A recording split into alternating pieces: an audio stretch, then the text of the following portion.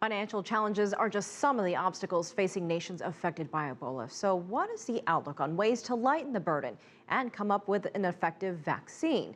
We spoke with Stephen Morrison with the Center for Strategic and International Studies. He is Senior Vice President and Director of the Global Health Policy Center. Several of the leading experts who've been into the region, into the three most heavily impacted countries, Sierra Leone, Liberia, and Guinea, at the end of the year have come forward with a pretty consistent message. And that message has been, it's going to be very hard to get to zero in 2015. It's a long fight.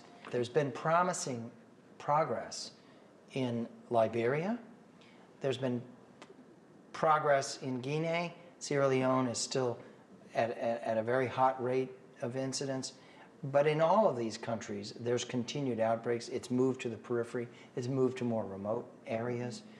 And the challenge is you cannot dismantle the programs for dealing with this before the job is completely and verifiably done. And even then, there's a question hanging out as to whether we are entering a period unprecedented in which Ebola remains endemic in the population. In other words, are we heading into a new experience where you're going to have to learn to live with a continued pop-up of cases?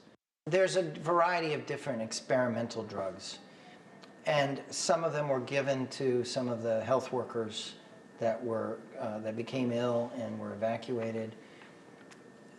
Almost all of the experimental drugs that we knew of were ones that were being tested only on animal species, not on humans. We know that some of the people that survived Ebola were given some of these experimental treatments, but we don't know whether the cause and effect. We don't know whether it was neutral, negative, or positive. So having these trials happen, very important to get them underway, because it may turn out that some of them are quite effective. Included in that is also something called convalescent plasma. And what that means is people who are survivors have within their blood system, within their bodies, they have antibodies that they've acquired in the course of that. So there's been a harvesting of the sera, of the plasma sera from those that are survivors, and then that's processed and re-injected. That's another very promising therapy, but it's too early. Right now, it's too early to say reliably whether or not which of these therapies are going to be truly safe and effective and which are not. But getting them out there and getting them tested in a systematic way, very important.